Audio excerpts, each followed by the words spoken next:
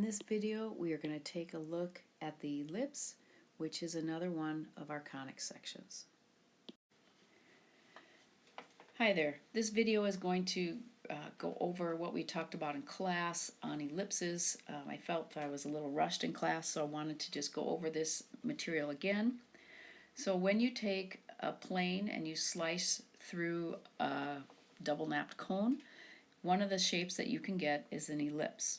The definition of an ellipse is the set of all points such that the sum of the distances from two fixed points called foci to your point xy is always going to be a constant.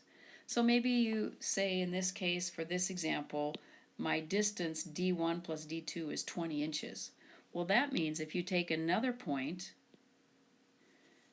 and you draw the same kind of things, and I'll call this one D3 and D4, well, that would mean D3 plus D4 would also have to equal 20.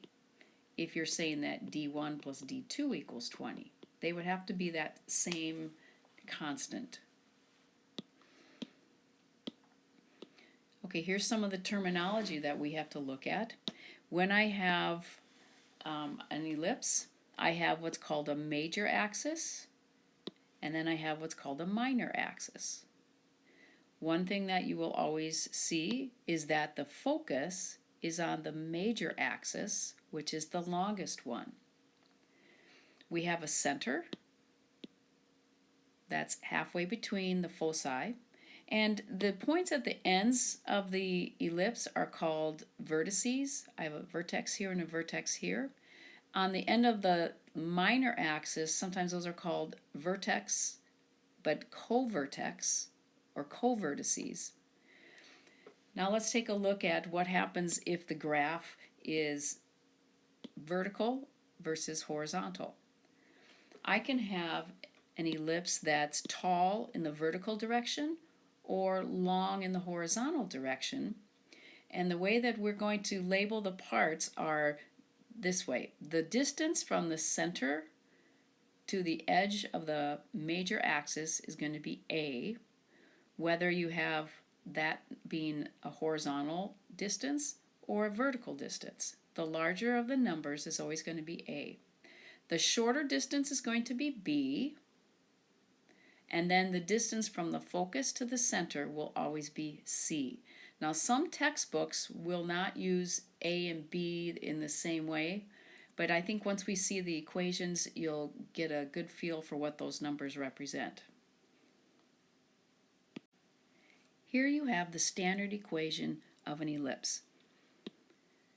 If I have the center HK, then I'm going to have x minus h quantity squared over a squared plus y minus k quantity squared over b squared, always equaling 1. I also might have the a squared, which is always my largest number. It could be under the y quantity instead of the x quantity. And the difference is whether your major axis is horizontal or vertical. So in other words, if your major axis is horizontal, you're going to get an ellipse that's long in the horizontal direction. If the major axis is vertical, you're going to get an ellipse that's longer in the vertical direction. Another thing that's important is this relationship. C squared is always going to be the difference of your two denominator numbers, and since a is always bigger, a squared minus b squared will be a positive number. So if you subtract those and take the square root, that will give you your distance C. And the other thing to notice here is that if it's centered at the origin, h and k are 0, and you get this simplified version of the equation. So let's look at an example. Let's find the center, vertices, and foci of the ellipse given by this equation, 9x squared plus 4y squared equals 36. Well, the first thing you need to notice is that it's not in the correct form. The correct form requires that this number right here be a 1. Since it's not a 1, we're going to need to divide to make sure that it is a 1. So I'm going to divide by 36 because I need a 1 on the right side of the equal sign. When I simplify, I end up with x squared over 4 plus y squared over 9 equals 1. Now this is in the correct form. I think what I would like to do is graph this to see what my numbers are going to look like. So I'm just going to sketch it. My center is at the origin. The number under the x is a squared number, so the distance that I need to go right and left is the square root of that number, which is 2. So I'm going to go right 2 units, left 2 units. This number, the 9, tells me that up and down I need to go the square root of 9, which is 3 units. So 1, 2, 3, put a dot, and then go down 3 and put a dot. I can draw my ellipse, and there it is. Okay, now I still need to find the center, vertices, and the foci. So let's do that. I know that my distance for this is B, because that's the shorter distance, which means this distance would be A, which also means then that I need to find the distance C, which is going to be somewhere along that vertical axis. C has always got to be on the major axis, so it's going to be somewhere along there.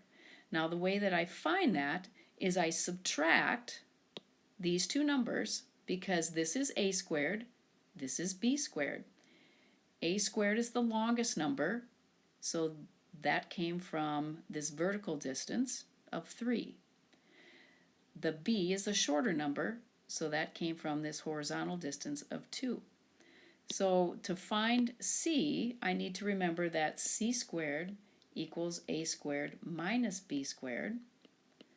So my A squared was 9, my B squared was 4, so C squared equals 5, which means C is radical 5. So somewhere on here, radical 5 is somewhere between 2 and 3. So let's just kind of put it here and down here. And the coordinates for those points, my two foci, would be 0, comma, radical 5, and 0, comma, negative radical 5. My vertices would be 0, comma, 3, and 0, comma, negative 3. My center is 0, 0, and my covertices would be 2, comma, 0, and negative 2, comma, 0. So going over that again, here's my equation. X squared over 4 plus y squared over 9 equals 1. B squared is the smaller number, so that tells us B is 2. A squared is the larger number. A squared is 9, so A is 3. I know that C squared equals the difference of those two numbers. So when I look at finding C, I get C squared equals 9 minus 4, which is 5. So C is radical 5. The center was 0, 0. We had to go up and down 3 units for my vertices. We had to go right and left 2 units for my covertices. And we had to go up and down radical 5 units for my focus distances. So when I put the entire graph together, this is what we get. I had to go right 2 and left 2, up and down 3, and then here's that up radical 5, down radical 5. For this one, I'm asked to find the standard form of the equation if I know that the center is at the origin and the major axis is 10 units long and the foci are at plus or minus 3, 0. The first thing you're always going to want to do is do a real brief sketch so that you know what your equation is going to look like. My foci are going to be at plus or minus 3, so here are my two foci. Right away, that tells me that my ellipse is going to be longer than it is tall, which tells me that the distance that I use for A is going to be a horizontal distance. Okay, so the major axis is going to be 10 units, which means 5 units to the right and 5 units to the left. So this point right here, which is 5, 0, and this one, which is negative 5, 0, those are going to be my vertices because the major axis is 10. Now, the number that I don't know is that B number, but I do know that I have x squared and y squared, and it always equals 1. The horizontal distance is going to be 5 to the right and 5 to the left, so a squared is 25. So my job now is to figure out what this number right here is going to be. So when I look back at my picture, I know that my distance for C is 3. I know that my distance for A is 5. So I'm going to use that equation that we had before, C squared equals A squared minus B squared. So I've got 3 squared equals A squared minus B squared. So I've got 9 equals 25 minus B squared. I'm going to subtract 9 from both sides and add B squared to both sides. I get B squared equals 25 minus 9, which is 16. That tells me that B squared is 16, which is going to be the number that goes up here. That's going to be a 16. It also tells me that B is 4, which means if I'm going to put that on my graph, I would go up 4 and down 4. And I could draw my ellipse.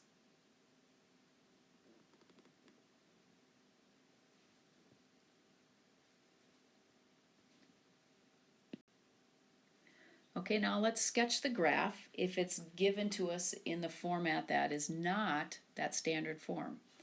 Well, if you have an equation like this, you're going to have to complete the square twice. So group your x terms, put in your blank, group your y terms, put in your blank, move that 9 to the other side, and then balance your equation with your two blanks. Now, when I put my parentheses around my groupings, you should notice that there is a 4 there, and we do not complete the square when we have a number in front of the squared term. I'm fine doing the first one because I can take half of 6 and square it and get 9 and add that to both sides. But in order to do the other one, I'm going to have to pull out the 4. So I'm going to leave this one as it is.